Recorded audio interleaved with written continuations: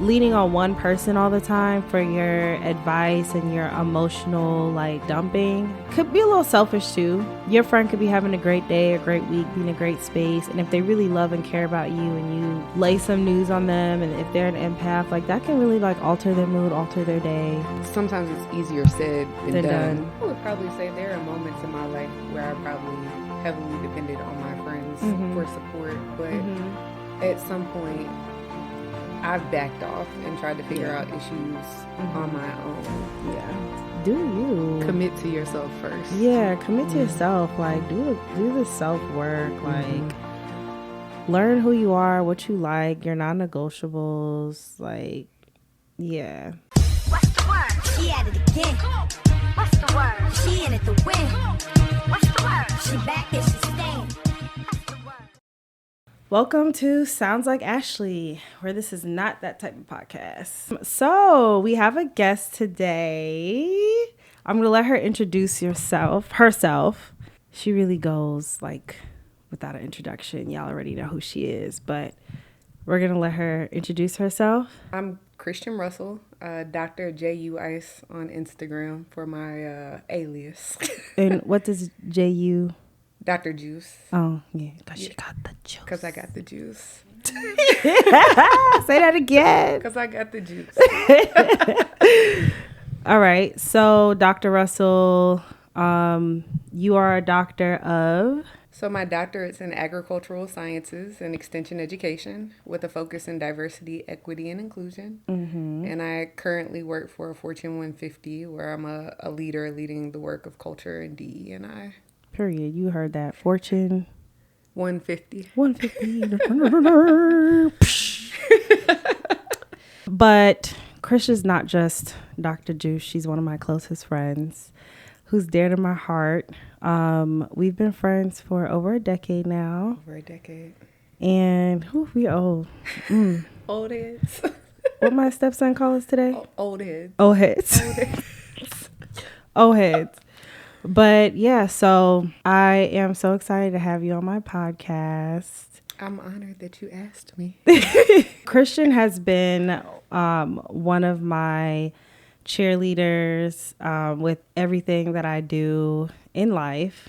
And she has been there through multiple seasons. And I just love you so much. And I was going to say this at the end, but I just got to say it at the beginning because, yeah, I just love you so much. I love you too. But you already knew that. Sister. Hey. Sister, soul sister. Okay. If you're new here, we normally start the podcast off with some trending topics of the week. So let's get into it. So What are the people saying, Ash? they're saying a lot, girl. I mean, also, Happy New Year. Welcome to 2025. I mean, so much has happened in has it been like a week of January, week of 2025? Yeah. Rest in peace to all of the people who've lost their lives in the New Orleans attack. That was super unfortunate, and I hate that our country had to go through that at the beginning of the year. But yeah, rest in peace to and prayers up for all the families in Louisiana. Louisiana is close to me because one of my close friends also lives in Louisiana. So praying for everybody in Louisiana, in America. So what's going on this week? Let's see. There's not really like any like really big new music out for real. Yeah, no. I think the only single that I sent you, well, maybe I didn't send it to you, but I've just seen singles rolling out, not actual albums. Yeah, I need a good album. Like, do you listen to R&B or rap like before work? Mostly R&B, unless I need some motivation, then I will listen to my rap. Yeah, for sure. Yeah, I want to say I feel like Mondays I listen to R&B. You know, start the week off slow, and then by Tuesday, Wednesday, I'm feeling like I'm that. You know, I'm on my like woman boss stuff. So I listen to rap, hip hop, things that get me energized. Things that remind us that we are who we think we are. But I've been stuck on Kendrick Lamar and SZA, like 30 for 30, Luther. Like, it slaps every time. I've been listening to Cleo Soul a lot. Okay. Just in a meditative, spiritual space. She's just like very calming to the soul for sure. I need that. Because I feel like I wake up and it's on 10. For those who don't know, I have a 1-year-old, so. And I think Elamine, I think is how you say his name. He's from the UK, but he was recently on A Tiny Desk. But I got put on to him at some point last year, but I don't know. It's something about British like R&B soulful singers. Send it to me. Yeah. Please send it to me. So I actually had somebody write in. I had put out like, you know, any questions, advice, or whatever you need, like send me something. And this is actually like this is actually pretty relevant. Because I think we were just talking about like our space and everything, and like you had just bought a home 2 years ago and you've been like getting your space together, whatever, and it's your sanctuary. So my friend asked to stay at my house while I go on vacation. How do I say no without ruining the friendship? They said, I casually mentioned to a good friend that I'm planning to go on vacation, and she asked if she can stay at my house with her 2 kids and use my place as a vacation home. I love my friend and her kids, but they are really boisterous, and I can see my house getting wrecked and my pets being terrorized and leaving home. I was on the spot and didn't know what to say. So I said, yeah, sure, when I meant hell no. Super awkward. I was kind of surprised that she asked. I didn't know what to say. How do I say no without offending my friend and ruining our friendship? I feel like if that's a boundary, like, and that's your friend, then you should be able to say, just unfortunately. I'm sorry. Your friend should know you too, because ain't no way. Ain't no way any of my close friends asked if they could stay at my house with their 2 kids while I'm gone. While you're gone. 2 kids? It'd be different if, okay. We don't know how old the kids are. Yeah, but if they're going to tear up the house, like, that's your space. She did say they're boisterous, but like, if the kids was like in their teens and you kind of just wanted to come and like get away and I don't know, come see if your the kids city. ain't going to tear up my stuff, perhaps. But like, if they feel that they don't want anybody in their space while they're gone, like if it was an absolute no and not an absolute yes, then I just feel like you should be able to go back and tell your friend like, hey, I thought about it and I don't want anybody in my space. Yeah. Because it's my space. I pay for that. Yeah. There's only about a handful of people that can stay at my house while I'm gone, and half of them in this room. Facts. I have stayed at. I have popped in and needed somewhere to stay. And you were home at some point. Yeah.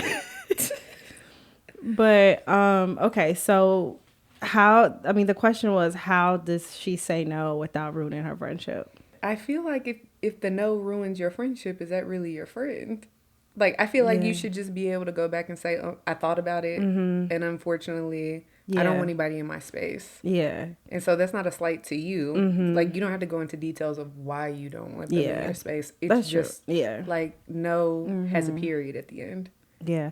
I would be like, friend, like, you know how I am. Like, unless you want to give me anxiety attack, the answer is no. Like, I couldn't do it. I would not. And what we missed was that she's going on vacation. So I would probably say like, hey, like, I don't think I would thoroughly enjoy my vacation, you know, worried about my home while I'm gone. You know, if it was just you, but like kids is a lot, and I have a lot of stuff going on in my house. So, you know, maybe catch you.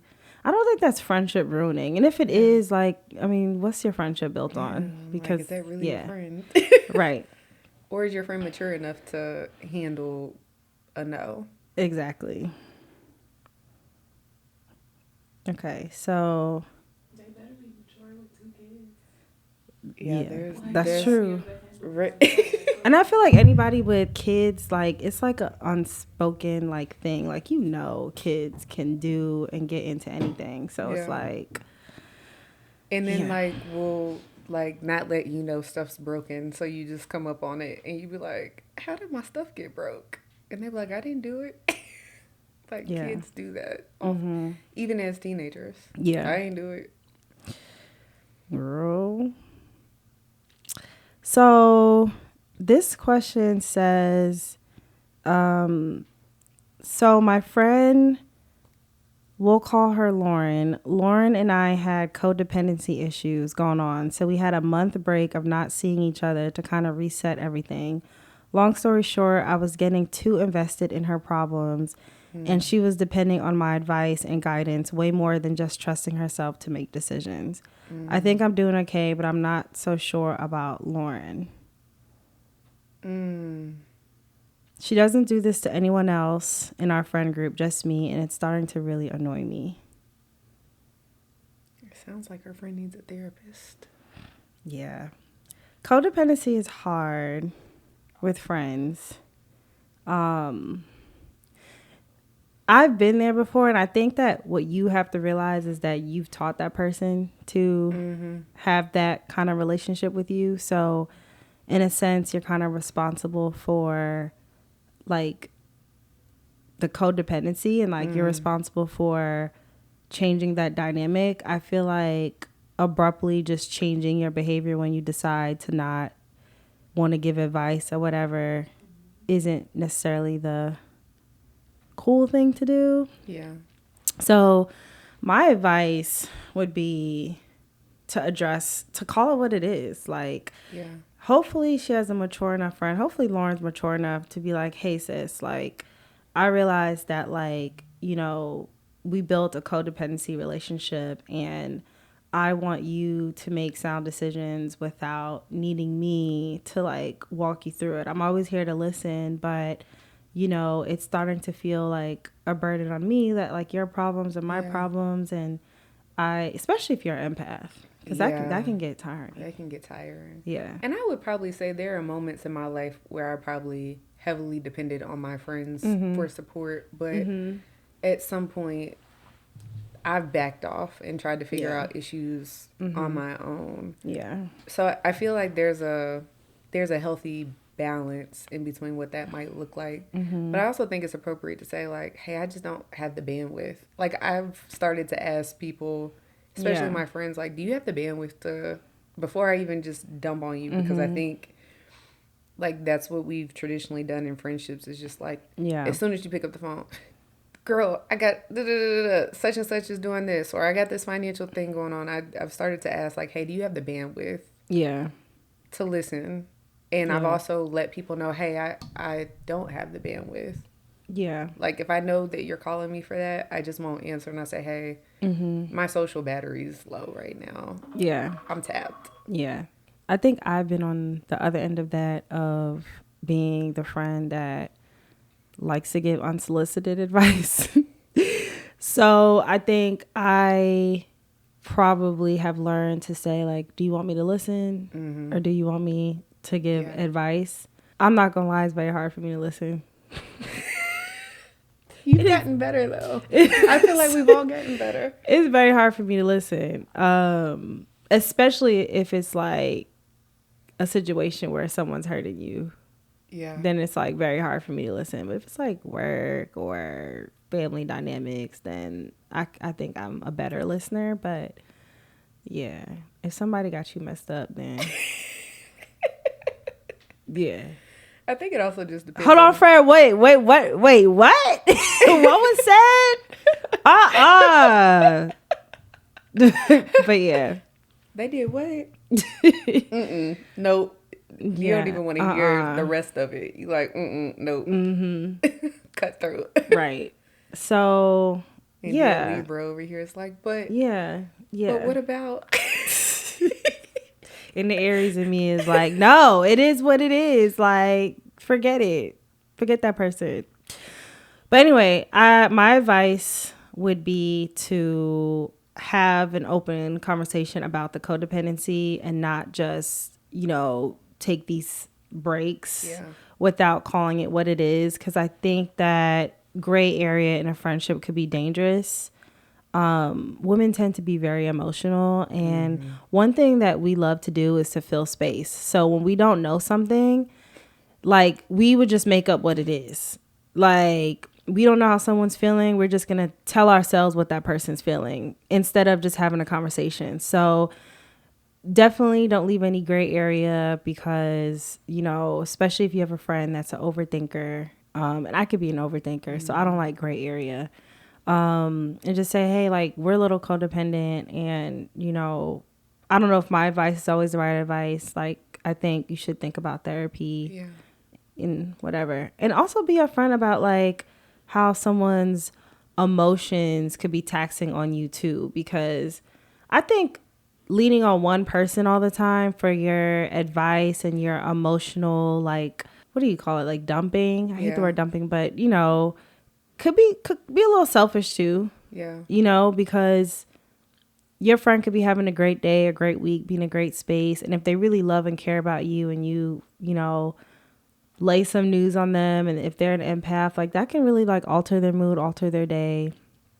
And yeah, I mean, if you really, like, have friends that love you, like, think about that, because, you know, your pain might be their pain and vice versa. So yeah, and I could also see in a world where somebody would continuously go to the same person, because again, I've done it, but when I've recognized it might be heavy on that person, I've tried to, like, not continuously go back to that person, or, like, give it a break, because I know that they got to be tired. I get tired of hearing about the same situation over and over again, especially if it hasn't changed. But you also know, being in situations, like, it's different from for the person that's actually going through it. And even though you may have come up with a solution for them, they have to recognize what best solution works for them. And it might be the same solution you came up with. Yeah. But they have to go through the motions. I think about even the situation with my house and my family member that I had to, you know, ultimately evict. That took me how long? Like, I was in a very, like, dark space for, like, over a year. Yeah. And that's all. And I'm not a person where I allow a negative situation that I go through to eclipse conversations with my friends. Like, it might be, if I have an issue, it might be a touch and go, or I might bring it back up, but that's not what I'm continuously talking about. Yeah. That's not what our friendship is based on. Yeah. That situation eclipsed every conversation for a year and a half. And I ended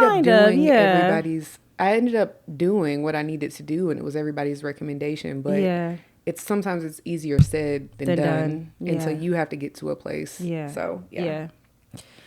Understood. It wasn't every conversation. It felt like it with everybody. Yeah. But it probably was, like, always at the back of your mind. And you probably just didn't feel settled with anything until you got that kind of, like, taken care of. But all is up now. Facts. So let's see. Here's another one. After my ex dumped me, I focused on myself and lost 50 pounds. Now I'm 120 pounds, and every lit guy wants to date me. My ex saw my IG photos and wants me back. Should I take him back? No. N-O. Negative. Yeah, negative. And you know what? Like, I don't think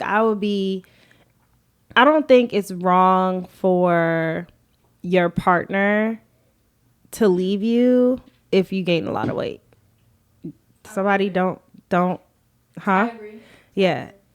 Don't attack me for this. But, like, I don't think it's wrong, because if I met, like, a guy, my husband, like, if I met my husband a certain way, like, and I'm not saying we can't have off seasons or whatever, and sometimes life happens and you might gain weight, or you might stop doing your hair, or stop doing self-care, whatever, but, like, I think you can help your partner get out of that. But if that person does not want to do that, and they're just content with where they are now, like, I think it's justified because that's not the person that I signed up to be with, right? Yeah. And I'm not talking about divorce, but, like, you know, it's a little bit harder in a marriage, but overall, like, if you gain a ton of weight and someone, especially if it's a boyfriend, is not happy with it and they don't see that you're like, you know, working towards getting better, like, I don't think that's wrong. Now, the reason why I told this girl, no, you should not take him back, because you brand new. And I feel like she's going to spend, if she took him back, she's going to spend the rest of that time throwing that in his face. And it's just not going to be the same type of relationship, you know? And he might spend the time trying to bring her back to where she was. You know what I'm saying? Because men could be insecure. And that's what I was going to say. As somebody who has dropped a significant amount of weight since leaving an ex, like, I realized they were... Period. 110 pounds, right? But I realized they were the dead weight that I was carrying. That part. Sometimes it's the person you're with. Yeah. Like, I think about, and no shade to that person, like, he's a good person in general. We weren't like a bad couple, but it ended badly, right? Like, we got along, but it ended badly. And I think about, like, just their habits, right? Like, drinking every day, smoking hookah every day. And if I'm in a house and I'm living with you, and they can cook too, right? So we were eating well. It was during the pandemic, picked up pandemic weight. And I ended up at 320 by the time I left that relationship. Yeah. And when I moved out and moved back to Kentucky, I lost 50 pounds in the first 6 months. And I just felt lighter, healthier. Like, I wasn't like, I had stopped drinking for like 6 months. Yeah. I was eating healthier. I was just making better choices. And that weight just rolled off. Yeah. Yeah. And what was he doing? Trying to come back. Still. To this day. They always do. To this day. They always do. But yeah, so girl, our advice is no, don't take him back. There's so many like fish in the sea. I know it sounds cliche, but like, I promise you, he's not the last man on earth. 7 billion people. Yeah, there's a lot of people. You can meet people anywhere. Anywhere. Like, you could meet people anywhere. Go outside for one night and it'll change your mind. As soon as you start thinking you want to text that person back, just go outside. And I'm always reminded of like why it ended. So why would I, if they're like, once I'm done with somebody and I've gotten over it and heartache and all of that, like, you can't come back. Like, I've tried. You can't come, like, because I'm never going to forget how you made me feel. Yeah, that's hard. Yeah. And it's hard. I feel like people don't realize that with you because you're just like genuinely a nice person. So I feel like, because you're just like so nice and you'll answer a phone, you'll be like, hey, I hope all is well, I'm praying for you. They think that that's like a segue into jumping into a relationship, and you're like, no, I'm just nice. But see, that's the difference between Aries and Libras, because I tell her that all the time. I be like, once that door is closed, ain't no creaking it open. And I'll be honest with you, like, I don't care how you doing. I don't care if somebody said a bird came and shat on your face yesterday and a door slapped you on the way into the house. I'd be like, oh. I feel that way about like anybody. Yeah, like, that's true. It could be, I mean, and even if I had love for you, like you're like, I love you or I don't see you. There's you just don't even exist anymore. Like, yeah. I think for me, though, particularly, me and that person probably had some type of friendship or built a friendship. And so I just also recognize that if I'm supposed to have my person, everybody's not going to be my person. So even if the relationship didn't end the best, and once I've gotten over it, I've grown from it, I've learned lessons from it, regardless if I was the ender or not. And I recognize that people aren't, at least I don't feel like people are bad people. Right? Like, I feel like situations. Well, I don't feel like people are bad people, but I personally feel like people do bad things. And if somebody does a bad thing to me, I don't care. I mean, everyone has good in them. There's so many people today who are sitting in prison that did something that put them there, and there's something good about them, right? That does not mean that what they did, you know, should be excused, right? And this has nothing to do with forgiveness. You can forgive people. For sure. But you made a decision to treat me the way you did, and it was a like you were conscious, you thought about it, Is that a and friend or a friendship if they did you dirty? yeah. Well, I think it depends on if you're talking about a friend, like solely a friend, No, or like a somebody you were partner, dating. someone you were dating, So like. like you're never gonna experience me that way again though. Like you're So, never but gonna she's get the saying lover that from like me. because you said that they at some point you were friends, and basically you can like be friends with the person after once you've gotten over everything. But she's saying even if they were just a friend, at minimum throughout your relationship, would they have done that to you? I mean, I think I've had friends do things Yeah, that people are flawed. yeah, like I just that was how we defined our relationship Yeah. when you did me wrong. Yeah. And so like you'll never get to experience me in a relationship again, but I've had people that I've ended up being friends with. Now, I won't say I'm friends with all of my exes, but I'm not necessarily, there's only one that I'm Yeah. on bad terms with. Like we'll probably never speak Yeah. unless I just run into them. Yeah. But yeah, so yeah, I get it. I'm cool. I'm cordial with all of my exes. Okay. Better. Maybe not even cordial with some. I think some don't exist. But there's a few that I'm cordial with. But definitely and when I say cordial, like if I saw him and say hi, but like I don't like chit chat because I got my mans. Because you found your right, and also like you found your person. Yeah. Right. Like so, you had to go through. You had to kiss the few frogs. Yeah. You know what I mean to get there, but it doesn't. It also doesn't mean I'm talking to you every day. It doesn't mean like you're in my Rolodex or whatever. But there's one ex that I can think, or there's two actually, that one drove me to figure out I was depressed and had anxiety. Like that's how it took me like 2 years to like really. Do you think that like a relationship or a situation is capable of making you anxious and depressed to a point where like it's a condition that you now have to deal with for the rest of your life? I think perhaps, right? Like I also think like I was at Auburn at that time. I was going through grad school. So I think that in addition to the stress of the relationship, just like induced or magnified everything, right? And so, and also because it runs in my family, it's not, Yeah. I don't use it as an excuse, but I think it had been undiagnosed for a while. It just wasn't magnified because there was not trauma bringing that out of me anymore.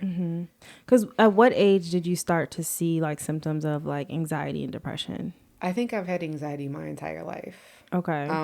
And just given my childhood and how I was brought up and the deficits that I had from parentals and addiction and all the things that I saw, I probably was depressed too, but I'm a high functioning depressive person. Like the way that I cope, and I learned this through therapy, the way that I've always coped is to be over involved. If you looked at my resume in high school, you'd be like, girl, how'd you do all that? How did you do all that? Like I worked 2 jobs. I was captain of the volleyball team, moot court, beta club, mock trial. You know what's crazy is that I think that me and you met during a time in my life where I too was depressed and purposely put myself in an organization to be overly involved. Yeah. So I like had something to like do to not think about what was going on in my head. Yeah. It's like a real thing. Yeah. Like this year was the first year that I took, and for medical reasons I had taken time off, but it was I recognized it was the first time that I had sat still, and it was for 6 weeks since I was 11. Right? Like there had always been. Was this when you were transitioning between jobs? Yeah, and after I had my organ donation surgery, and so I was like bored out of my mind. I started like, okay, what can I do in my house? I need to be doing something, because I also wasn't comfortable with that level of quietness. Yeah. And even when I started my new job, like I think I told you, I was like, I feel like I have not worked for a paycheck yet. Not that I wasn't working, but it wasn't requiring what it's going to require in 2025, because I was. So I was like, do I need to start volunteering? Do I need to serve on another board? Like, what can I do? And God was just saying, like, sit still, be still. Be still. Especially what I require my body to go through. the first part of the year, my body was like, sis, you put us through a lot and it was a great thing, but like, we need you to sit still. Yeah. But that's how I've always coped. Yeah. I had one of those moments. I feel like when I was pregnant, like, of course, like, it forces you to, like, be still. But, like, there was a moment in time where I was pregnant and it was like I didn't make it public yet. And it's so hard for me to, like, I'm a social person, so I had to, like, remove myself from social media in order to not spill the beans. Because I found myself, like, oversharing randomly. Because we were sending stuff back and forth to your design page. Yeah. And so it forced me to sit still, and it made me realize, like, how much my mind, you know, is consuming on a daily basis, from talking to people, phone calls, duties at work, like social media, whatever. And like, I don't really have a lot of time to be still and be silent. But yeah, a lot of people, a major surgery or pregnancy will definitely slow you down. Yeah. So back to, we were talking about like losing weight, taking exes back, and you said that you had lost a lot of weight, 110 pounds to be exact. That's back to undergrad weight. That is phenomenal. My question to you is, did you see a difference in dating? Like I saw a difference in the way that I showed up in confidence when some of the weight started to roll off, because I had never been 3-0 in my whole entire life. But the quality of men, or like the type of men that I was attracting, like no, like I had athletes still in my DMs, I had millionaires in my DMs, had a regular person in my DMs, like nothing had ever changed for me. Per good. Also because it's like social circles that we're in as well. So like you attract what you're around. Yeah. And men like women at all types of sizes, right? Like height, sizes, so whatever. And I seen the DMs. So, where were we? Or we were talking about millionaires and athletes in the DMs. DM judges, attorneys, doctors, you name. Okay, period. Okay, so those were all the dating options in the DMs, but in terms of the ones you took serious, so like any crazy like dating stories, like what's tea, sis? I have so many crazy dating stories that I could write a book. I've even thought about chapter names at this point. Okay, what's your craziest like dating experience? I met this guy that at a networking event, and because of who he worked for, I was like, oh, surely like he is who he says he is, because who he worked for. Where was this networking event? It was in Louisville, but it was for okay. It was around like if our it was in Atlanta, there. sis, girl. No, but he lived in Atlanta. That's probably why. If I had a red flag, I'll be waving it. Waving, but he you know. So we were talking for a couple of months, and he invited me on a work trip with him. And so I was like, okay. And it's for this very notable person that I also know. So I'm like, okay, solid, whatever. So he's like, oh, we're staying at, this 5 Diamond hotel, and you just got to cover your flights. I'm like, okay, whatever. First red flag. Second red flag. Yeah, okay, right. So, right, because I'm not paying for a thing these days. But when we land, he starts to tell me about like, oh, he's about to close on this business. So his accountant just called him and told him that he couldn't spend any money or anything. But it's a work trip, right? Like, what does that got to do? His accountant called him and said he couldn't spend no more money. Yeah, because like it's. In my mind, it's like when you're about to buy a house, like you're about to close on a loan, like you can't make any big purchases or anything like that. But this was his reasoning for what? For saying, like, he was just prefacing the trip with that? Yeah. Okay. Like, he said it, but when we landed. Oh, he said, my account just called. He said, I can't spend no more money. Oh, right then. Right. Just, okay. I don't be like, hold on, I just want to see what time the return flights leave. That's what I should have done. I'll be right back. I'll be like, I'm gonna go use the bathroom real quick. That's what I would have should've been marching done. to the counter. That's what I should have done because something in my spirit at that very moment was like, this man's gonna ask me for my card at some point. So wait, okay, so you land in. We were in Miami. Okay, you land in Miami. Okay, Which is his not a account. cheap Okay, town. in his account it says he calls. Brum, brum, you can't spend no more money. Okay. So, and he was on the phone when I saw him when he landed in the airport. So I'm thinking like, okay, like, but this is a work trip Yeah. that your boss is also going on, right? Like they're hosting an event there. Okay, that's what he told you. No, I know. I went to the event. Oh, okay. Like I saw Okay. his boss and everything. Okay, got it. Yeah. Got it. But So that means his work paid for his flight, basically. let me keep Okay. going. All right. See, I don't listen. See, Go ahead. so we pull up, but now I feel a little standoffish because when a man brings up money around me and that there's an issue, I've just been in so many situations where I've had to pull out my card in in instances, and so one of our dear friends always tells me to close my wallet, don't offer, don't do it. So I'm Yeah. actively learning. Sis, we need to get you one of them purses that can't even fit a wallet. So when you arrive, they know that you're not planning on paying for anything. No, I'm not paying. I absolutely learned my lesson, right? But yeah. But again, your intuition's kicking in. This is starting to feel like a previous situation. So we show up at the hotel, and I don't go to the counter because it's not my reservation. I go sit down on the couch in the lobby, and sure enough, like 5-10 minutes later, he comes over like, "Hey, I told you my accounts were frozen. Do you mind if we put a card down?" So I had already thought in my mind that he was going to ask me one. Told you I got enough to write a book on. As soon as I heard accounts frozen, my head would have been dizzy. I'd have been in that lobby like, so where am I? I gave also because like you and I have both traveled for work. Like I know in your last job you didn't have a corporate card, but you were able to like expense everything. Yeah. So like if I joined and you get on my points. Yeah, facts. And if I joined you on a trip, I would just be paying for like my travel to get there. Yeah. And my food, right? Yeah. Unless we're talking about business, because then I'm gonna figure out how to expense it. Yeah.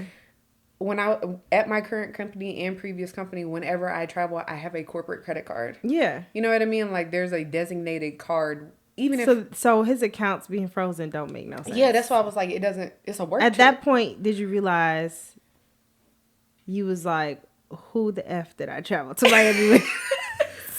And not at that moment, but it was when he came and asked for a card to put down for the room incidentals. For the incidentals. Yeah. So I'm thinking like, okay, I'm about to get whatever this incidental amount is. It's like $800 because again, it's a 5-diamond hotel.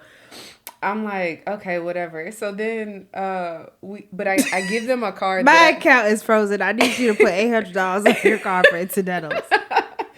Again. And does this work trip know that he's staying at a diamond hotel? His boss was staying there Okay, too. because I was gonna say some of these. Hold on, it is crazier. Okay. It's like, you asked for the craziest thing. Okay, let me zip it.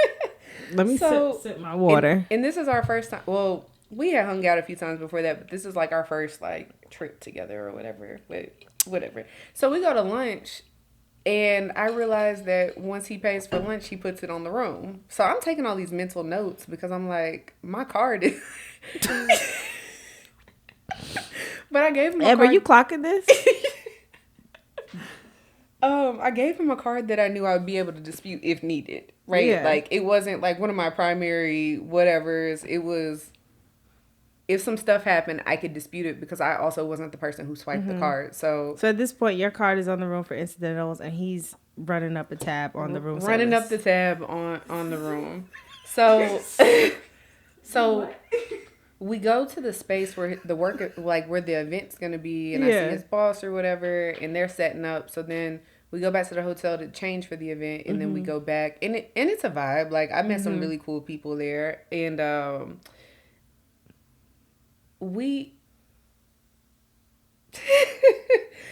he's a member of Soho House, which again, I'm like, if you're a member of all these places and you're affiliated with all these people, surely you have the money that you say you have. Yeah. Clearly, you're the boss you say you are. Yeah. Right? I mean, I should have known in Atlanta, right? But, like, I, again, think people don't move with bad intentions. Yeah. Until they move with bad intentions, and I'm like, we're here again. So I remember we went to Soho House. And his card declined for our meal for $57. So at this point, are you texting? You wasn't texting me or anybody or like? I think I was texting maybe like Drea or Avis or something. So at this point, the business card is not working and his personal card has not declined. No, there was no business card, sis. I don't know. I don't know I don't know. Like, I just. And if his accounts were frozen, then why he even pull it out to pay for the $57 dinner tab? I would have been like, Was there another card? He tried something. But I'm like, I just sat here and ate with this person, and you know, like I don't like to be embarrassed. yeah. So, and I'm here with you. So if you can't pay your tab, like, and we just ate together, and they saw me eating here with you, like, I'm also gonna be in trouble because we can't pay this tab. Like, I'm never washing the dishes. Like, I'm gonna call our Uber. Nah, I'm kidding. No, I would pay. I would like to be embarrassed too. I would have put my card out and I just took the L. You know what? It's done. Yeah, because I'm not about to argue with you about 57. But now, like, my mood is like completely different because I'm having to take on this very masculine role that I don't want to operate. Like, like, what are we doing? Mm-hmm. So, we stayed at Soho House that night because, like, there was a bunch of, like, celebrities coming through. His boss was supposed to be there or whatever.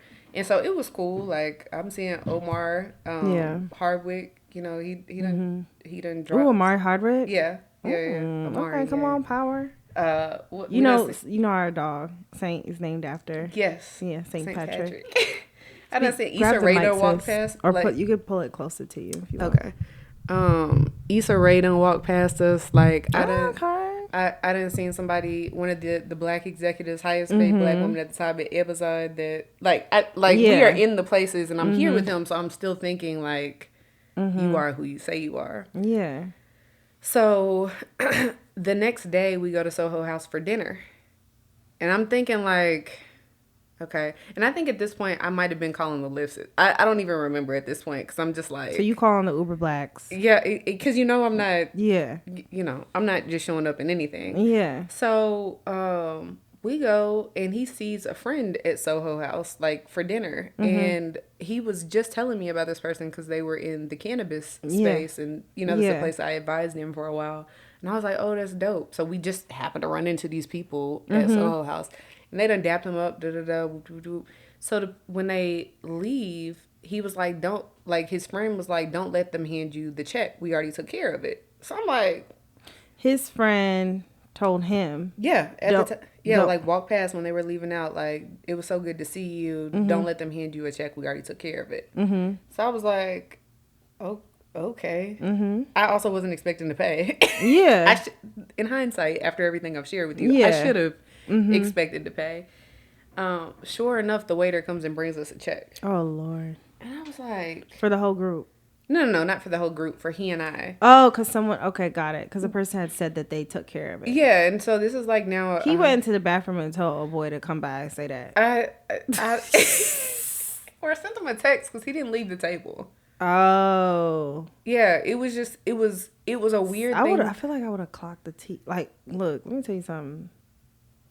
I'm from New York. You peep everything. Word of mother. Yeah. You up to no good. But yeah, okay. Let me shut up. I can't even let my guests tell a story. So, he was like, "Well, what do you?" So they bring the check again, and I'm just like, "What was the tab this time?" We're at Soho House, so it's like almost like for dinner. Like, this is like their nicer restaurant. This ain't the bar food. So it's almost $200. Yeah. I'm like, I didn't spend far more on this trip than I anticipated. Yeah. So he had that... And Miami's not cheap. Not cheap at all. He had the audacity to say, well, what do you want to do after? I said nothing. Get on a flight home? I said nothing. What you mean? He was like, well, you don't want to go out? And I'm like, nah, I'm good. I'm good. Because I know that if we go out, then, yeah, at this point, I'm just like, at this point, I'm just like thoroughly annoyed, right? Yeah. And so, I think when I got in bed that evening, like, he tried to cuddle with me. I was like, hey, don't touch me. Like, I was just so, I was just so turned off. So, and we hadn't done anything physical at any point, right? Yeah. So there was nothing for me to regret in that sense other than I should have been more hyper vigilant. So, I think he like booked his flight or something like that while we were there. And I don't know. Again, I'm not thinking anything's wrong. So then when we get, oh yeah, that was another thing. He told me he did executive protection service. And I had a homeboy who does like detail for like top politicians when they're running on campaigns. Yeah. I know that there's a special, like they have a special lane at the airport and they are allowed to carry their guns because they need to be able to move with the people they're moving with. Yeah. He checked his gun in like the TSA. There's like a TSA room that they like, you have to claim it or whatever. So I'm like, that was also like another red flag. It's general admission. You're not executive protective service. Yeah. And so, I'm walking through. I got TSA, clear plus, all the things. You had to go through regular TSA?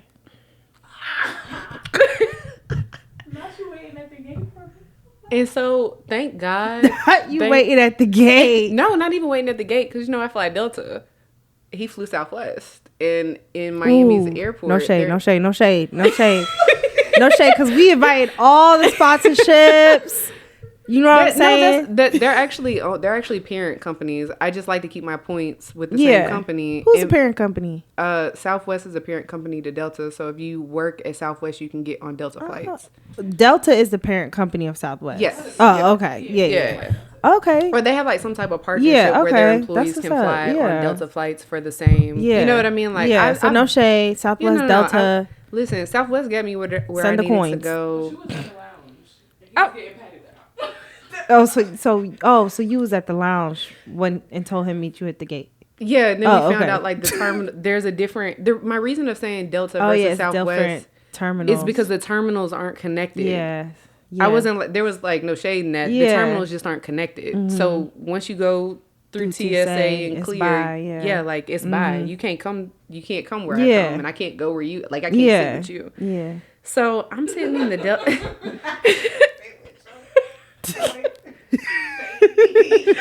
That was shady. I get it with you. I mean, at this point, I done like spent 3.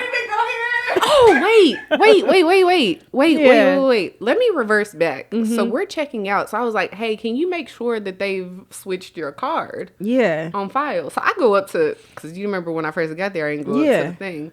Now I'm talking to the folks at the front desk and I'm like, yo, like, it needs to go on his card. Yeah. And they were like, oh, he didn't fill out the link. I said, oh, you need. So we had a brief intermission. So we left off in the story where you went up to the counter and you were like, hey, don't forget to take my card off file. Yeah. And so they were like, Mr. Such and Such, we didn't receive the filled out link that we sent you. And he was like, oh, can you resend it again because I sent it. So now we're walking down the street for breakfast. And again, another tab I had to pick up. But I'm like on him like, hey, did you do the form? Yeah, I did it. So when we're leaving the restaurant, I had the Uber take us back to the hotel so I can get my bags. But I'm also like, I need you to go to the front. Yeah. To make sure. Yeah. So he was like, oh, they said that they got it. It'll be taken off your account. Don't worry about it. Yeah. So, again, I'm in a mood at this point because I'm like, feel like I was set up to pay for a trip I did not anticipate paying for. Yeah. So then fast forward, we go to the airport or whatever and we part our ways. And I think I might have called Avis at that point. I mean, like, she knew what was happening. I think maybe I had called her during some of these things, or maybe I was just in such disbelief. But I called her and Chandrea afterwards, and I was like, let me tell y'all what just happened. So when I'm flying back home, I actually see it was either that day or the next day, I saw the incidental come off my card. So I was like, okay, maybe like he was telling the truth. Maybe his accounts were frozen. He's going to send me back the rest of the money for this trip, whatever. Yeah. So it pulls off, and 2 days later, it posts for the full amount for the hotel cost. So now it's like $2,000 for the hotel. $2,000? And so something told me to go check my other accounts. Like, Christian, go check your other accounts. And there was like a $263 one-way flight on Southwest. And I was like, again, mind you, this is why I said also the airlines, because I didn't fly Southwest there. So I'm talking to my aunt at this point, and she was like, girl, he used your card. And I'm like, I'm in so much disbelief that somebody's got to call. So she calls on my behalf and puts them on speaker. And I'm like, hey, I have an unauthorized charge on my account that I didn't make. Can you all let me know whose flight this was? Yeah. So they emailed me the flight, and it says his name on it. Bye. See, back in the day, that would have been posted all over social media. 100%. You're on Facebook. You're Facebook famous. Yeah. Yeah. That's crazy. But I can't do that because like it's nobody's business, and it just, you'd have been exposing yourself. But dang, like, and I've exposed myself now, but scam. But that was like way in the past, so it don't matter. Very, very young, and just didn't know any better, I guess, because again, I'm thinking people aren't like, I would never do that to somebody. Like, it was very weird. And so then, like, when I confronted him about it, he's denying it. And I'm like, bro, the ticket is in your name. Southwest sent me your confirmation reservation. You know what? I wouldn't have even been arguing the tickets in your name. I would have been like, he would have been every name in the book. Like, because at this point, we're not even arguing about if it was you or not. Like, you tried me. A plane ticket, that's federal. That's your social. That's your government name. You're not getting on a plane. No, forget. We're missing a whole. No, he booked his name. He booked himself a flight. Yeah. There's no way for you to say that it wasn't you, because to get a plane ticket, you need a person's like. Yeah, you got on the flight. You all are missing. This isn't the card that I used for the hotel. Yeah, he so went he yes, that's like he went through her wallet at some point during the trip and booked himself a flight. Excuse me. Yeah. That's why I said when I got home, something told me to check my other accounts, and it was like my Slate card or something like that, and I'm like, I flew Delta. Yeah, clock this T. He still be telling her happy birthday every year. Facts. After I reported him to my card company, because he kept saying he was going to give me the money back, and I was like, what are we talking about? Like, you didn't have $57, and now I'm stuck with a $3,000 trip bill that I didn't budget for. So now you put me in a bad financial situation. Yeah, and it's not that I didn't have the money, but it wasn't money to be spent for that. I just bought a house. Yeah. And eventually I got to a point. Did he know you just bought a house? I mean, we probably I'm sure. sure Why I'm asking, because honestly, I just realized that like the less people know that you're dating, the better. Like, it's like you got to slowly unravel what you got going on, because these men, schemers. Let me say men. Like, I mean, it doesn't matter if you're male or female. Like, people are users, so it's like. You could just be like, first conversation, getting to know each other, and you're like, yeah, I've been stressed lately, just bought a house. Boom, they clock that. They, you know what I'm saying? And it's like, they're already thinking like, this is somebody that I could use. And it's like, you give people the power to use you when you like divulge so much information early on. And it's like innocent information that you don't even think somebody would use against you. But people out here are so... So he's blocked on all the social medias that I use. And I was going to say something to his boss, because again, like, he's a very high profile person. Like, but it made me not even want to do business. Like, I was in a position to do like procurement and give contracts to Black and brown entrepreneurs. as long as it met my ROI at the end of the day. And I wanted to use them, but because that person was their chief of staff, like they worked directly for them, I'm like, if he's gonna be handling the relationship, he didn't even handle me personally, right? Yeah. You know what I mean? Like, no, we're not doing that. Yeah. So I reported them to Amex and gave full name, address, like they used my card in an unauthorized way. I didn't approve these charges, so I got most of that money back. But it was just like, that's what crazy. a bad experience. Yeah. Probably Oh my God. Definitely. The fact that you like, because I don't, I have a TikTok, but I don't like really get on it. Yeah. And I don't really follow, like I probably have like minimum followers on TikTok because I don't really use it. Like I got it because you all send me stuff on it. Yeah. And I see him like anytime I'm on there, you know how you can like look at viewers. Yeah. Like he's always and I'm like, but I get on TikTok like once every 2 months. People are weird. People are weird, bro. So yeah, that was probably, I have several bad dating experiences, but I feel like I learned lessons from all of them. Like I'm never, unless we agreed this is a trip that we're splitting, like I'm not pulling my cards out. I'm not doing any of that. Like those were very young, dumb mistakes on my end for sure. Yeah. But I've also now, because of that, I've been treated in a way where I date men where I don't have to do that. You know what I mean? It's not a requirement that I pull out. I gotta ask like if I want to be generous, I gotta ask to pay for a meal because you've taken care of everything. And so worst dating story. Guys, it's just, well, I'm gonna say guys, people, scammers. Because women will use men too definitely. in that way. But I again don't ask for what I like. I'm not asking you for $10,000 just because, like, you know what I mean? Like, and I'm probably not asking you for $10,000 because I got my own money. Yeah. Like, if you're spending money, it's because you're spending money because we're spending time together, not because I need you to front my life. Like, I can afford the life that I have for myself. Yeah.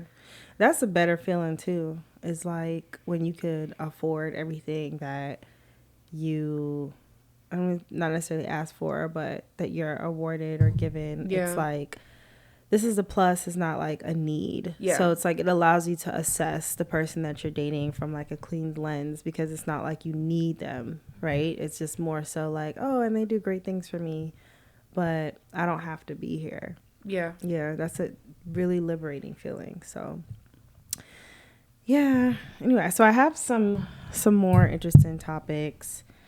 Did you watch the Jamie Foxx special on Netflix? No, I haven't caught it yet. It wasn't that good. Yeah, I mean, it wasn't that funny. I mean, I heard it was about his health. Yeah, and he talked about like he made a joke about like people saying that he's a clone or whatever. But like, and then I saw something on the internet. They were like people going around saying that like Gucci Mane and Jamie Foxx is a clone. And they're like, out of all the on Earth, why would you clone those two people? Yeah, but I mean, I don't know. I mean, I definitely think they're cloning people. They've been cloning animals for a very long time. I was just about to ask you, like, if there's one conspiracy that you... It's only a conspiracy if you don't believe it. Like, okay, get into it. What's the tea? I mean, like, Bill Clinton, like put it out there and made it... I don't know if he put a policy, but I remember him specifically saying, like, backlogging, looking at some of this information, like, it's inhumane to clone, which means that we have the ability to clone. Yeah, I mean, I remember, like, I don't know if it was the early 2000s, like, we had cloned a pig or something like that. Yeah. Yeah. I mean, or late 90s, I don't know. Cloned all the time. I do think if they've made laws around it, then it's possible. But they're not cloning people, sis. You think they're cloning people? I mean, they might be. The world might be coming to an end soon. Who knows? I don't know. But I don't think that it's far-fetched. I think that a lot of Would you sign up to be cloned? No. Absolutely not. I would. I would love another me. But it wouldn't be for you. It would be for how they could probably... But it would like... I don't feel like it's for good. But if they clone me, it wouldn't be like me at this age. It would be like a baby me. Right? No, I don't think so. I don't think so. I don't think it would be me at Full grown. full grown, like boom. That's probably true. I think it'd be you, like, because I feel like in the movies that's what it gives, like clones, a replica of you right now at this age, how you look. But like I think when we talk about cloning in real life, it's probably like the DNA, like they're just recreating you, but you still have to grow from a baby. Yeah, I hear you. So how weird would that be? Seeing like you grow from an embryo all the way up. And it's you, yeah. That would be weird. I think it's all possible. I think there's a lot we don't know, but I feel like what they show us in the movie, like there is some truth to all of the craziness we see in movies. Like that didn't just come from anywhere. Yeah. Like I believe in extraterrestrial life, right? But like I don't think aliens look like how they're portrayed in the movie. Like they could potentially look just like us. They just come from I a think different. Elon Musk is one. No, for sure. Have you seen his body? No, I ain't It's seen. straight out of Men in Black. It's crazy. Yeah. I think it's. You ever seen him? No, I mean I've seen his face, but no, I don't know. He something's up. I mean he is African. He's not a U.S. citizen, so he's strange anyway. Oh shit! Wait, hold on. We're not saying that people that are U.S. citizens are strange. No, I mean I'm saying that in the sense of like he's not from here. He's influencing our U.S. government. Oh, that's strange. Yeah, in itself. that's strange. Oh, within itself. yeah, No, yeah. No. I work in the DEI space. Yeah. We just clarified that's not what she's saying. No. And in fact, my sis went and did some good work in South Africa, so we ain't saying that we love the Africans. Okay. Actually, I just got a massage the other day, and my masseuse was from South Africa, and it was hands down like the best massage I ever had. But why the accent?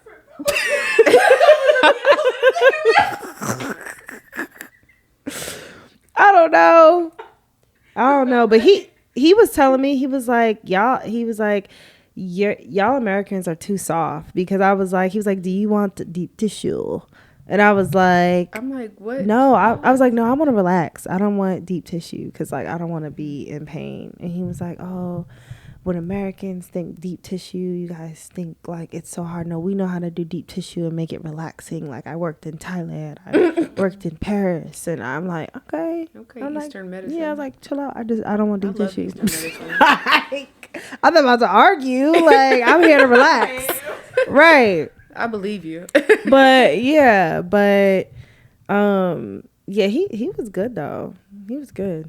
That was a good But I will say, to the African perspective, if you know about South Africa, they have a very similar history that we do here in America as it relates to the civil rights issue. You know what's interesting about that? I was actually talking to him, and I was like, how, I've been to South Africa, and he was like, oh, what'd you do? And I was like, of course, what all the tourists do is go to the wineries, go to Stellenbosch. And he was like, how'd you like it? And I was like, it was nice. Like from like the winery and the vineyard, all that stuff, it was beautiful. It was the best vineyards I've ever seen, like on earth.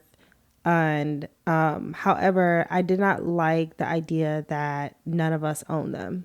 Oh yeah. No. And I was like, he was like, oh, it's okay, like it's fine, like the white people in South Africa aren't like the white people in America. And I was like, what you mean? He was like, they don't do things like to our food, like, and like they'll put stuff in your food here and like chemicals, and they try to kill you, and that's not how it is. Like, it's nice back there and it's different. And I was like, is it? Because I mean, apartheid wasn't that far away, but that's an interesting perspective to even view from an oppression standpoint. Yeah, because the Afrikaans are the white Dutch people that migrated to South Africa. And they did some.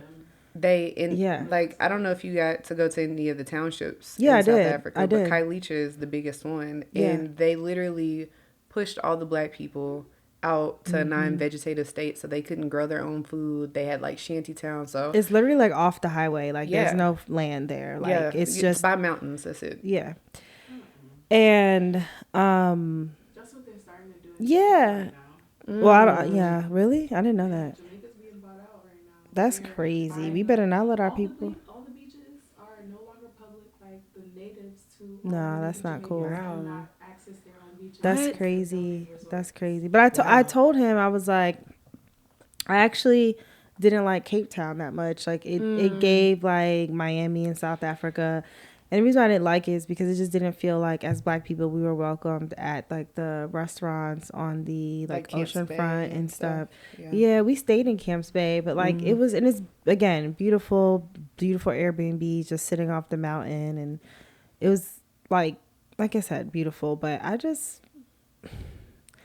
don't know, like I'm like a big history person. Like I think I enjoyed some of the tours of like Nelson Mandela's home, and also Desmond Tutu. I met Bishop Tutu when I was there. Really? Yeah. R.I.P. Yeah. So like and then we also did Robben Island, where we toured, where Nelson Mandela was held captive, and the tour guide actually was a cellmate. So that was like pretty interesting. But like that, I really enjoyed like that piece. I don't think I would go to South Africa to vacation. Like I got what I wanted to know from a historical standpoint, but and if I did, like it would definitely, I love wine, I love some cheese, I love some jerky. Like that was a good experience. It was very good.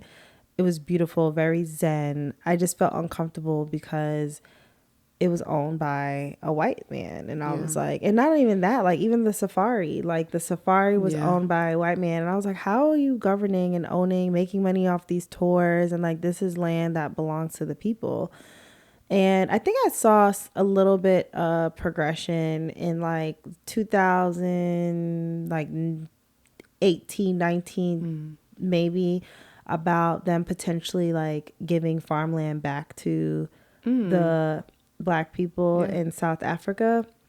And of course the whites there did not like that, because for them it's been in their family for a generation or two, or a couple, whatever, and they feel like it's rightfully theirs. But I hope that they find some type of like common ground there, because I also, from the perspective of a white person that's born there, like, and that's your livelihood as well, and you really didn't play a part in apartheid, like, is it also fair to You played a part whether you were out there chopping off heads or not. You played a part of it.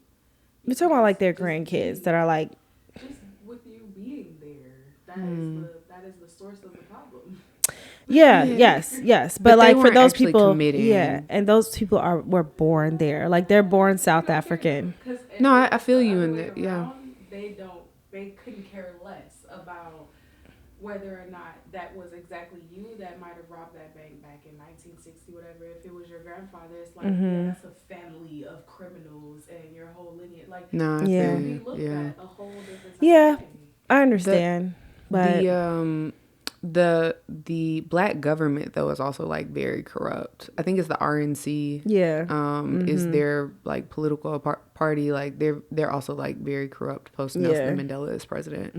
And so it's no different from being here in America. Like we have quite a bit of Black representation in Congress, whether it's at the state level or national level. For Mississippi, for example, Mississippi's still like one of the last states on everything. They have books that are 50 years outdated, but they have representation to advocate for them. And unfortunately, politicians want power and money. Like they're just as corrupt. Yeah, a little bit of power can do a lot to folks. Like, but I was gonna ask you, like, what's one conspiracy theory that you kind of wish was true? But we kind of touched on conspiracy theories a lot. Yeah, I don't know. One conspiracy theory that I wish was true, I don't know if I wish any of them were true, because they're kind of sick and dark. Yeah. I do have a question for you though. Oh Lord. I was gonna say if you, but I'm gonna say if I was arrested with no explanation, what do y'all think? What would you assume that I did? Like if somebody took from you or somebody did something to your son, I feel like that would be the reason you get arrested. Like I feel like you're not just you're not moving in a reckless way because of the stance that you hold in this world. You know what I mean? So I feel like it would have to be somebody did something to your son or your husband, crossed the boundary. Yeah. And you went into protection mode. But yeah. Or stole from me. I don't know. Yeah, that's why I said initially, like, trying to get your money back, like OJ. Because I saw this girl on TikTok, actually. She had posted, she's a British girl influencer, and she said that she was shopping at what's the mall? Not Harrods, maybe Harrods, I think. Harrods. And she had just bought some Chanel shoes for like $1,500, and she put her bag down to like look in the mirror and try on a coat, and someone came and picked up her Chanel bag.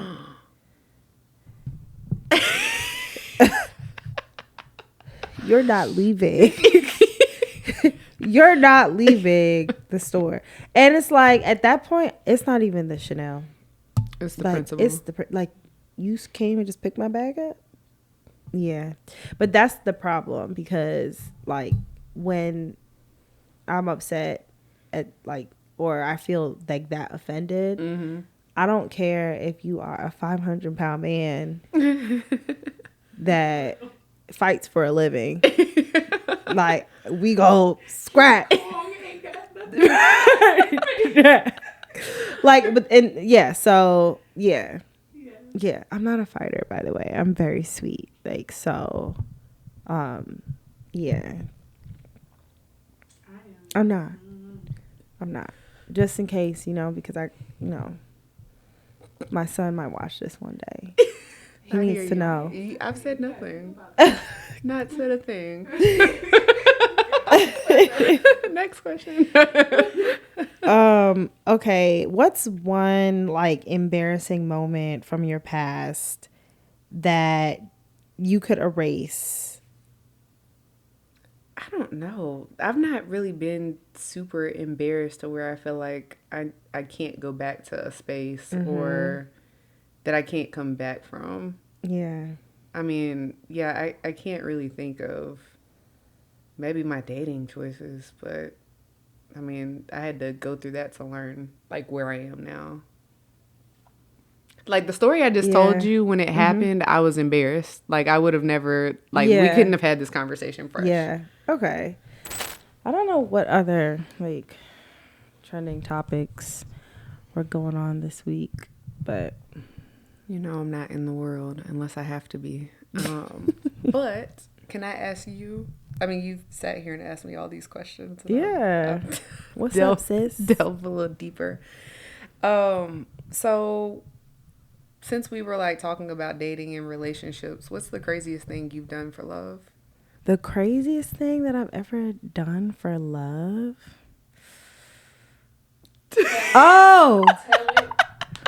Oh, you know what?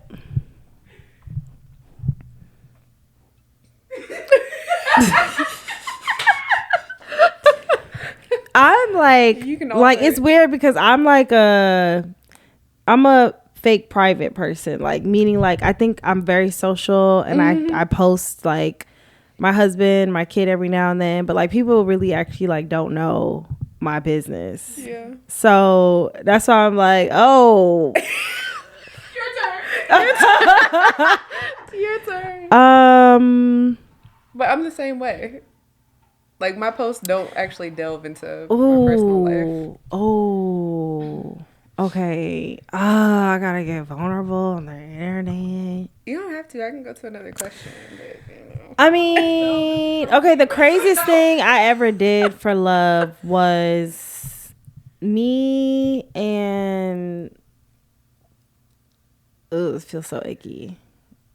I mean, we don't have to like give... Yeah, okay. Me and my husband, like before we got engaged, like when we were just boyfriend and girlfriend, like we broke up or whatever, and like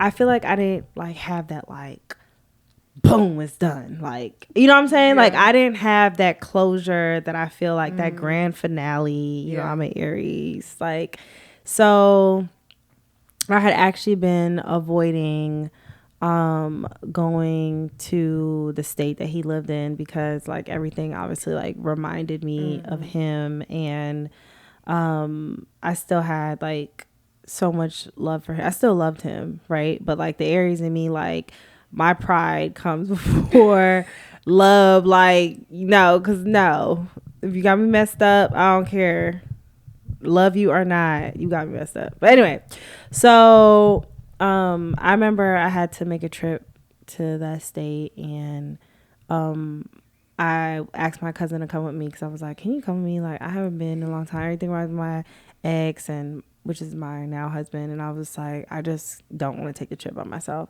So when we got there, we were chilling. I think we were just like about to watch a movie. I was like, you want to ride by my ex house?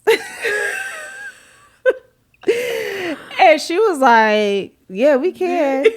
And I was like, I did not know what I was going to do or whatever. And I also didn't even know if he still lived there. Yeah. Like, and when we got there, I was like, all right. I was like, I didn't have no plans. Like, I had no plans Just for when I arrived. Yeah. And I was like, and I'm definitely not about to like pop up at nobody's house. So I was like, hey, like, why don't you go knock on the door and see if a girl answer. And if a girl answers the door, like my heart would have been like in my ass. I guess that would have been the closure I was asking for. But so she knocked on the door. I sat in the car like this. With the hood on. Right. And nobody answered. Thank God. Because, oh my God.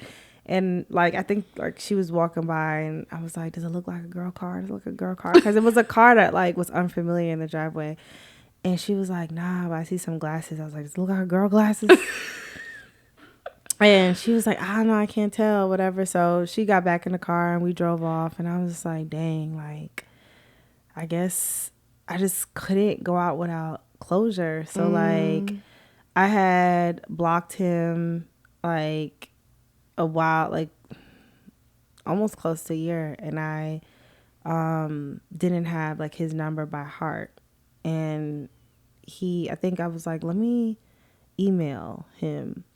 So I emailed, and like I put nothing in the message. It was just like the subject line. I was like, I'm here, like, do you have something to say? Let me tell you something. The pride, okay? Like, You want to talk to me or not? right? It's now or never.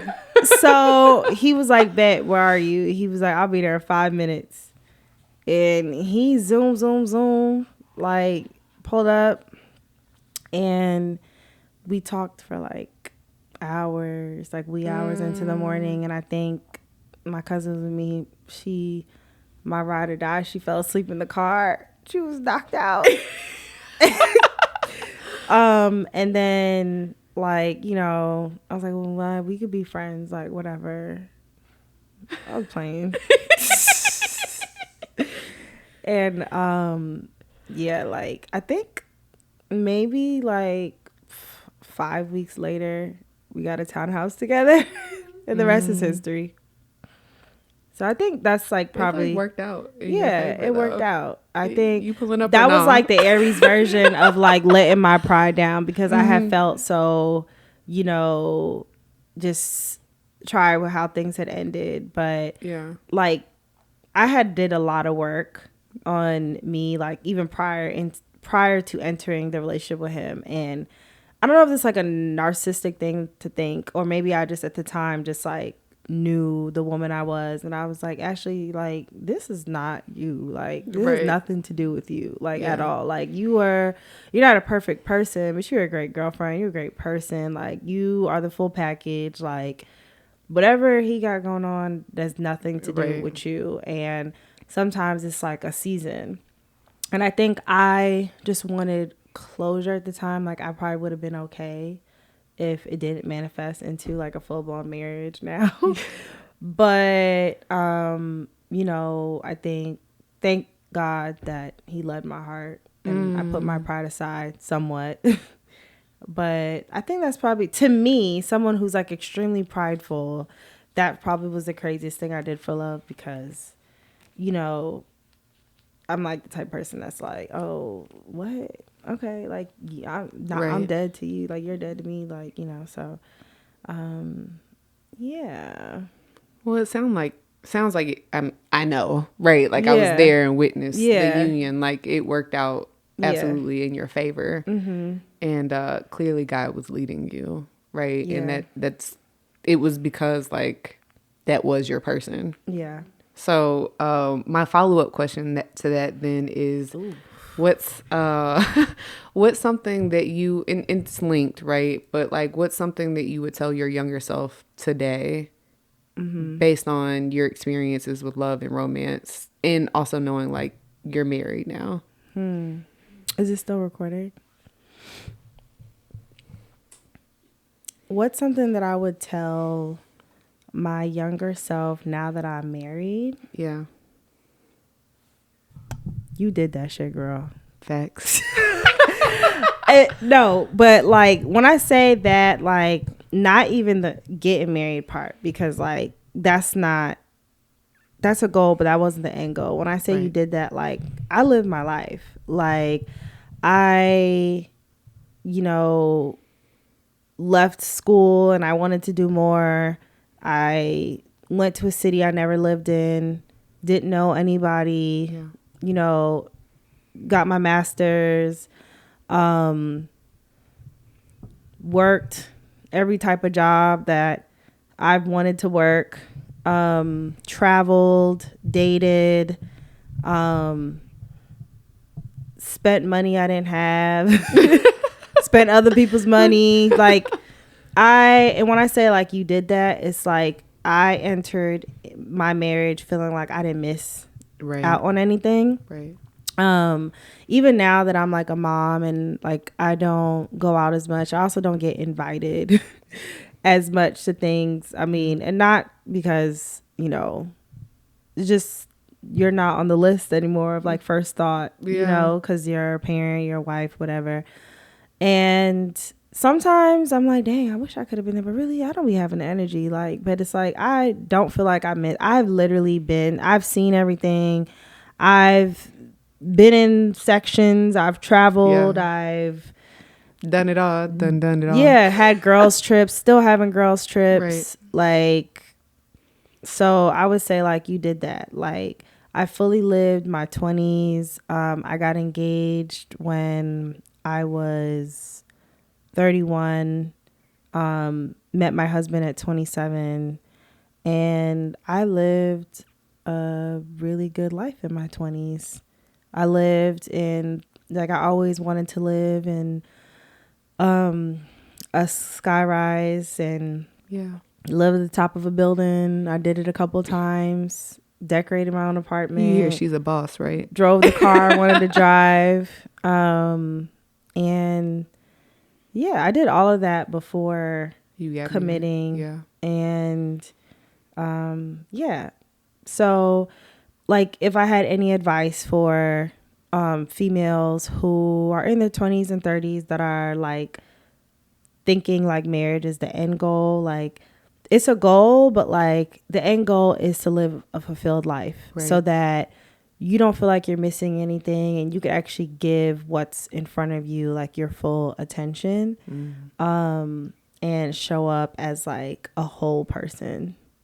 Yeah, that makes a ton of sense. And I've seen you all through your 20s and now 30s and can say like you really did do all of that, right? Yeah. And I wasn't yearning like you didn't. I was never in my 20s saying like, oh my God, why don't I have a husband? Like, oh my God, I need to have a serious boyfriend right now. Or like, oh my God, I need this. And I had friends that were married that had kids, and it never made me feel like I needed to have any of that. And I also have friends that were like outside, you know, and I still have a little bit of both now, but yeah, I don't know, like take your time. Like I know we have like a biological clock, but like science helps things happen at later times, and nothing's worse than like trying to follow a biological clock and you do things with the wrong person, because marriage is a commitment, buying a house is a commitment, like having a kid is a commitment, like all of that can like break up like Yeah. any relationships that you have. So yeah, just do you. Commit to yourself first. Yeah, commit to yourself. Like do the self work. Like learn who you are, what you like, your non-negotiables. Like, yeah. So, thank you, friend, for coming on my podcast. This was like super easy because I feel like we have conversations like this all the time. All the time. Yeah. I remember when you manifested this like 3 or 4 years ago. Really? Yeah. Like, I remember you saying you wanted to do a podcast, but you didn't really have the time. I think you all might have just gotten married or it was around that time, but you had floated the idea a few times. And I remember you calling me. I was at Mississippi State. Like, Chris, what do you think about this idea? And I was like, I think you could do it. Really? So now to like see it, Yeah. you literally have like a whole stage, a whole production. Like, yeah, you manifested this years ago. Thank you. It's hard because, you know, finding time between like having a job and having like a lot of responsibilities and then mommying and wifing and friending and daughtering, sistering, cousining, all of the above sometimes is hard, but I'm excited. I'm excited to see this grow for you. For sure. You. And it will, because we manifest things. Thank you. Well, guys, that is a wrap. You heard from Dr. Juice. You know, as you can see, my girl got the sauce. And yeah, more to come. So my friends are cool. What's the word? She at it again. What's the word? She in it to win.